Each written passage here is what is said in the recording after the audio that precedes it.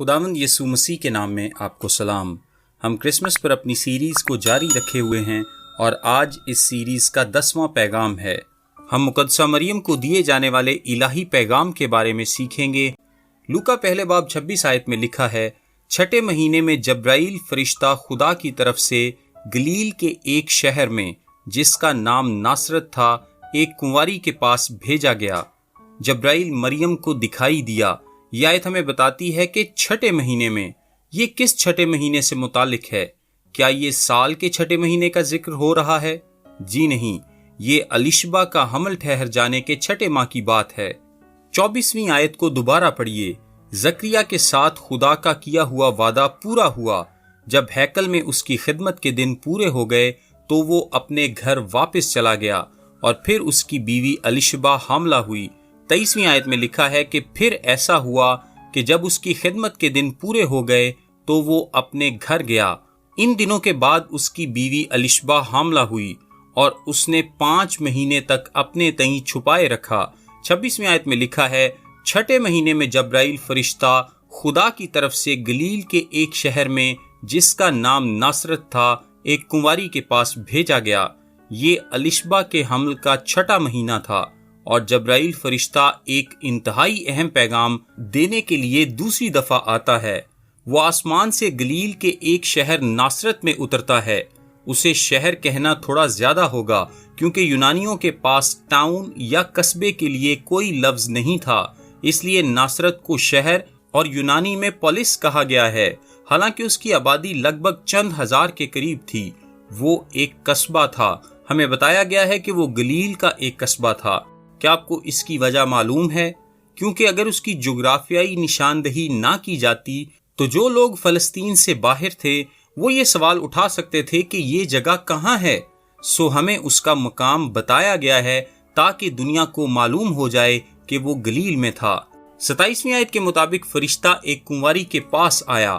34ویں آیت میں جب اس کنواری کو یہ بتایا گیا کہ وہ ایک بیٹے کو جنم دے گی تو وہ کہنے لگی، یہ کیوں کر ہوگا جبکہ میں مرد کو نہیں جانتی۔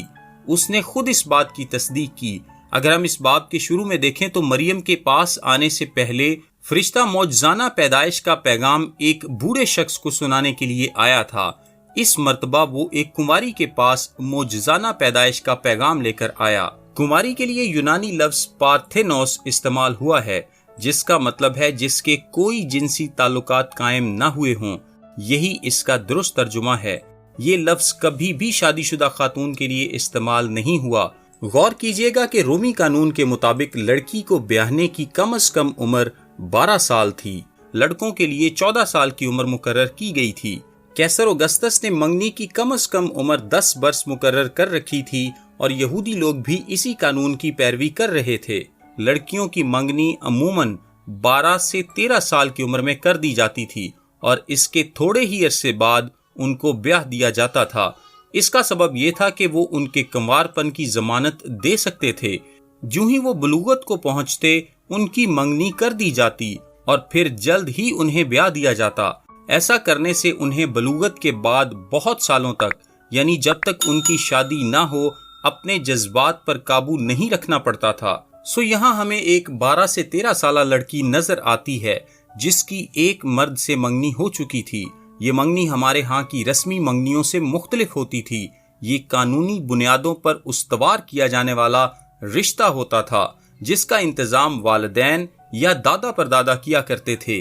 یہ ایک قانونی دستاویز ہوتی تھی جو کہ والدین کے مابین طے شدہ عہد و پیمان پر مبنی ہوتی تھی کہ ان کے بچے آپس میں شادی کریں گے اور ان کی شادی ان کے بالغ ہونے کے بعد فوراً کر دی جاتی تھی۔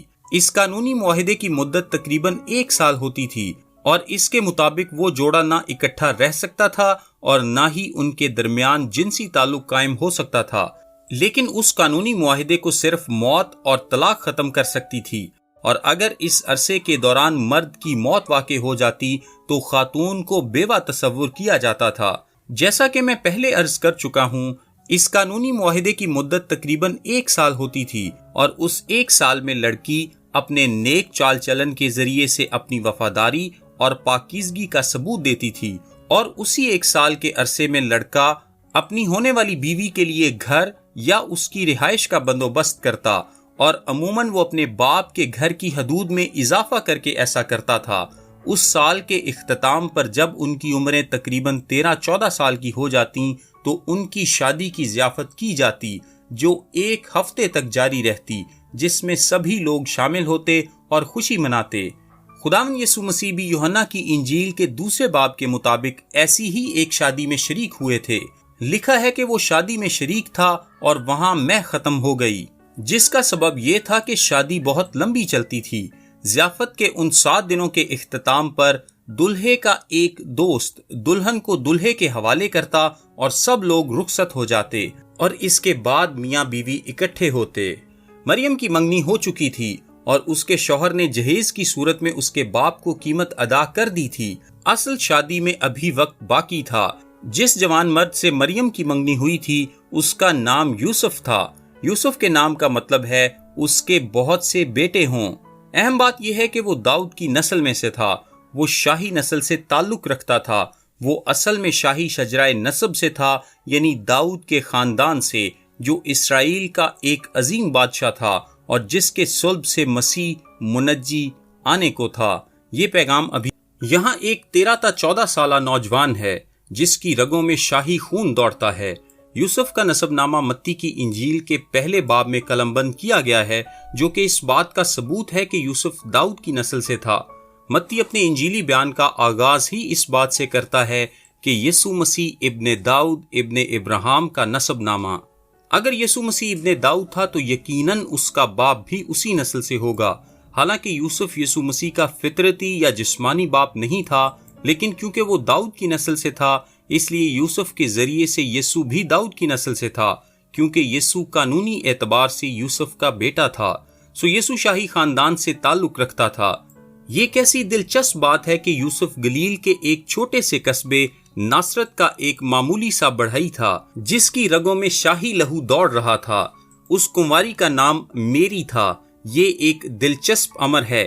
عبرانی زبان میں اسے مریم کہتے ہیں اور یونانی زبان میں اسے میری کہا جاتا ہے۔ اس کے معنی ہے سرفراز کی گئی۔ اس کا تعلق بھی داؤد کے خاندان سے تھا، کیونکہ ایک نسب نامہ لوکا 3 باب میں بھی لکھا ہوا ملتا ہے۔ اگر آپ لوکا 3 باب اور متی پہلے باب میں لکھے گئے نسب ناموں کا تقابلی جائزہ لیں تو دونوں ہی ایک دوسرے سے مختلف ہیں۔ ہم جانتے ہیں کہ متی پہلے باب میں لکھا نسب نامہ یوسف کا ہے، تو اس کا مطلب یہ ہوا کہ لوکا 3 باب میں لکھا نسب نامہ مریم کا ہے۔ گو کہ اس نسب نامے میں مریم کا نام نہیں لکھا گیا، کیونکہ نسب نامے میں صرف مردوں کا نام ہی لکھا جاتا تھا۔ لیکن ہم یہ وثوق سے کہہ سکتے ہیں کہ بادشاہت کا حق یسوع کو اس کے قانونی باپ یعنی یوسف کی طرف سے ملا، اور شاہی خون اسے اس کی ماں مریم کی طرف سے فراہم ہوا۔ سو اس سے یہ بات ثابت ہوئی کہ یسوع ہر اعتبار سے شاہی نسل سے تھا۔ یوسف اور مریم دونوں ہی داؤد کی نسل سے تھے۔ ان دونوں سے یسوع مسیح کو شاہانہ وراثت ملی۔ مریم نے بطور ماں اپنے خون کے وسیلے سے اسے یہ وراثت دی، اور کیونکہ یسوع یوسف کا قانونی بیٹا تھا، اس لیے بادشاہی کا حق اسے قانونی باپ کی طرف سے بھی حاصل تھا۔ سو وہ الہی پیغمبر اس لڑکی کے پاس آیا جسے الہی طور پر چنا گیا تھا، اور خدا کی طرف سے دیا گیا پیغام کچھ یوں تھا۔ 28ویں آیت میں لکھا ہے، اور فرشتے نے اس کے پاس اندر آ کر کہا۔ اب ظاہر ہے کہ مریم اس وقت اپنے گھر میں وہی کام کر رہی ہوگی جو 12 سے 13 سال کی عمر کی لڑکیاں کرتی ہیں، یعنی گھریلو کام کاج۔ شاید وہ کھانا پکا رہی ہو۔ بظاہر اس وقت اس کے ساتھ گھر پر کوئی اور موجود نہیں تھا، اور جبرائیل گھر میں داخل ہو کر کہتا ہے، سلام تجھ کو جس پر فضل ہوا ہے، خداوند تیرے ساتھ ہے۔ مجھے یقین ہے کہ مریم کو یہ معلوم تھا کہ اس سے جو ہم کلام ہے وہ انسان نہیں ہے، کیونکہ اس نے کبھی بھی ایسا انسان نہیں دیکھا تھا۔ یہ نوجوان لڑکی اس مافوق الفطرت ہستی کی بات سنتی ہے جو اس کے ساتھ انسانی اور قابل سماعت آواز میں مخاطب تھی۔ سلام تجھ کو جس پر فضل ہوا ہے، خداوند تیرے ساتھ ہے۔ رومن کیتھولک کلیسیا اس کا ترجمہ یوں کرتے ہیں، سلام اے مریم پر فضل۔ یہ 4 صدی کے لاطینی ترجمے سے لی گئی عبارت ہے، سلام اے مریم پر فضل۔ یہاں پر ایک بہت بڑی غلطی یہ ہے کہ مریم کو فضل سے بھرا ہوا تصور کیا جاتا ہے، اور یہ بھی کہ مریم لوگوں پر فضل بھی کرتی ہے۔ رومن کیتھولک کلیسیا کا ماننا ہے کہ مریم پر فضل ہے، اس سبب سے وہ اوروں پر بھی فضل کر سکتی ہے۔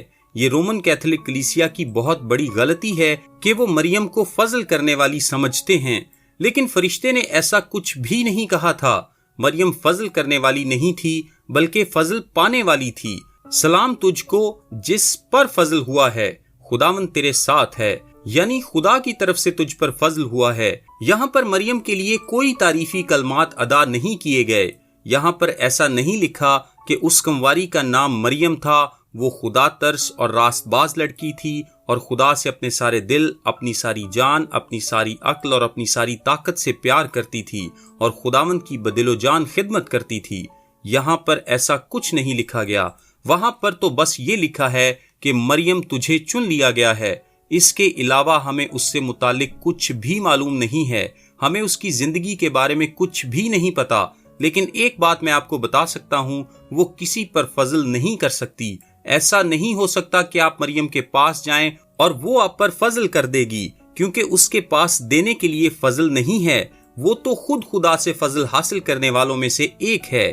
دراصل فرشتے نے یہ کہا تھا کہ مریم کو خدا کا الہی فضل مفت میں حاصل ہونے والا تھا۔ اس پر خدا کا بھاری فضل ہوا تھا، کیونکہ یہ وہ فضل تھا جو صرف خدا ہی دے سکتا ہے، اور اس فضل کے حصول کی بنیاد فرشتے کے کہے ہوئے یہ الفاظ تھے کہ خداوند تیرے ساتھ ہے۔ ایسے ہی الفاظ جدعون سے کہے گئے تھے کہ اے زبردست سورما، خداوند تیرے ساتھ ہے، خداوند تیرے ساتھ ہے مریم، تجھے الہی فضل حاصل ہوگا۔ ایسا ہی ہونا لازمی تھا، کیونکہ ایسا تو صرف فضل ہی سے ممکن ہو سکتا تھا۔ جانتے ہیں کیوں؟ اس لیے کہ مریم بھی باقی تمام لوگوں کی طرح اپنی راست بازی اور قابلیت کی بنیاد پر فضل حاصل نہیں کر سکتی تھی۔ خداوند تجھ پر اپنا فضل کرنے کو ہے، اور جن لوگوں پر خدا کا فضل ہوتا ہے ان کے لیے ایک ہی اصطلاح استعمال ہوتی ہے، اور وہ ہے گنہگار۔ اگر وہ گنہگار نہ ہوں تو ان کو فضل کی ضرورت نہ ہو۔ مریم بابرکت تھی، لیکن وہ برکت کا منبع نہیں تھی۔ آپ یہ نہیں کہہ سکتے کہ اے مریم میرے گناہ معاف کر، مجھے برکت دے، میرے لیے یسوع سے سفارش کر۔ مریم نہ تو کسی کی دعا سن سکتی تھی اور نہ ہی سن سکتی ہے۔ میرا نام تابش قاضی ہے اور یہ میسج آپ کو ڈیلی ورسز کی جانب سے بھیجا گیا ہے۔ سوموار سے جمعہ اپنے واٹس ایپ پر بائبل کی آیات اور ان کی وضاحت انگلش، اردو اور آڈیو میں حاصل کرنے کے لیے ابھی 0333 80 20 972 973 یا پھر 974 پر اپنا نام اور شہر کا نام لکھ کر واٹس ایپ میسج کریں۔